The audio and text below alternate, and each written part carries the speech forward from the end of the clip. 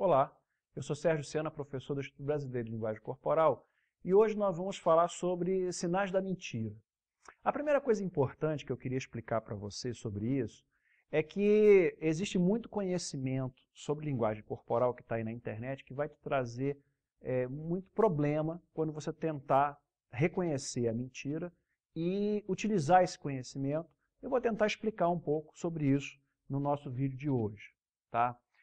A primeira coisa que eu queria explicar para vocês é que não existe um método direto de você ter acesso a se uma pessoa está mentindo ou não. Não existe uma máquina, não existe uma técnica que diretamente possa acessar um centro da mentira. Todas as nossas interpretações sobre a mentira, elas são indiretas, tá? O que acontece? A pessoa mente, ela fica nervosa. Então a pressão sanguínea sobe, a condutância da pele aumenta, o batimento cardíaco aumenta, a respiração se torna mais acelerada. Então, todos esses sinais, por exemplo, aquela máquina, o polígrafo ou o detetor de mentiras, ele não é um detetor de mentiras. Ele é um identificador desse conjunto de indicadores. Ressonância magnética funcional, ela mede, na verdade, a quantidade de oxigênio que está sendo consumido em determinada área do cérebro. Ela não mede a mentira. Ela não mede isso. Ela mede oxigênio sendo consumido. Vocês entenderam? A mesma coisa, observação do comportamento.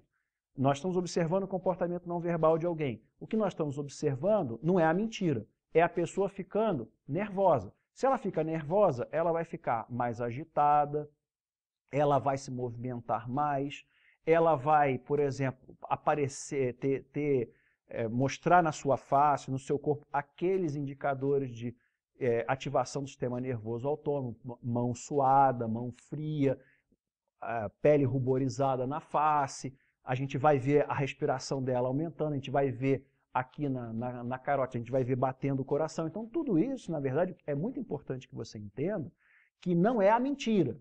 Alguém pode ficar nervoso por outro motivo. Por exemplo, você está numa delegacia de polícia, você nunca entrou num ambiente desse, você está sendo interrogado, mesmo como testemunha. É natural que a pessoa fique nervosa. Então, um policial, uma pessoa incauta que acha que qualquer tipo de agitação é um sinal da mentira, pode tirar uma conclusão equivocada. É por isso que eu queria começar esse nosso vídeo explicando isso para você. Então, eu vou tratar de 5 elementos que você vai encontrar aí na internet de uma forma assim muito frequente, tá? Primeiro é sobre a movimentação do corpo.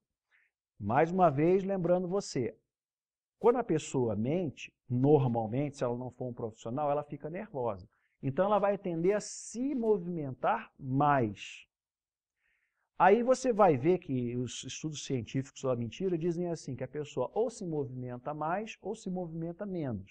Por quê? Mas ou ela se movimenta mais ou menos, não tem como fazer as duas coisas. Tem sim. A pessoa fica nervosa, né? Ainda meio numa reação não consciente de estar nervoso, tá? Quando ela percebe que está agitada, o que ela faz? Ela tenta controlar. E aí ela começa, então, a se segurar, a ficar com as mãos paradas. E é por isso que se diz que ou se movimenta mais ou se movimenta menos. Você vai encontrar por aí que se toca na face. Realmente acontece isso.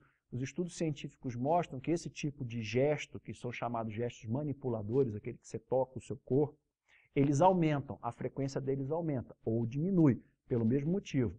Aumenta porque a pessoa ficou um pouco nervosa, então esses gestos aumentam, a frequência deles aumenta, e depois, quando a pessoa percebe que ela está fazendo muito isso, ela tenta executar um controle consciente. Nesse momento, essa frequência ela vai baixar. Em relação ao quê? Em relação à linha de base dela, ou seja, a quantidade de gestos que ela vem fazendo normalmente sem estar nervosa. Tá? É sempre esse o critério de observação, é o próprio sujeito.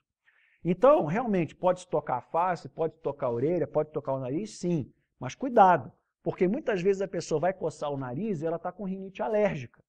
Muitas vezes a pessoa vai cruzar os braços, vai ficar enrijecido e ela está com frio.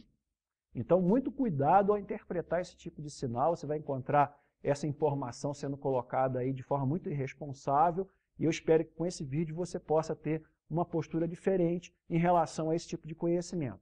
O outro indicador, o terceiro indicador, é a postura da pessoa. A pessoa ficou nervosa, o que acontece? A musculatura se enrijece. Então, é muito comum que a pessoa se encolha, que a pessoa se feche, Não fechado naquele sentido psicanalítico, não é nada disso. A musculatura dela mesmo se enrijece. E ela vai se encurvando, ela vai se encolhendo. Agora, ela pode se encolher, mais uma vez eu digo, por outros motivos. Se tiver frio no ambiente, ela está dentro de um estúdio de televisão, vai estar frio lá. Pode acontecer dela se encolher. E uma pessoa incauta vai pensar que tudo que ela está falando é mentira. Outra coisa é o sorriso. Se fala muito do sorriso. Realmente, o nosso sorriso, nós temos uma musculatura na face, que é o zigomático maior. O músculo zigomático maior é aquele que vai de orelha a orelha. Essa aqui é a posição. E ele é que ajuda a encurvar a nossa boca para o sorriso. Existe um outro sorriso, que é assim, aquele sorriso de cortesia, aquele sorriso que assim, na linguagem popular a gente chama de amarelo, que ele é feito com o músculo risório. Existe um músculo aqui risório, que ele não tem nada a ver com o riso, tá? Que ele, quando contraído, ele estica o lábio na horizontal.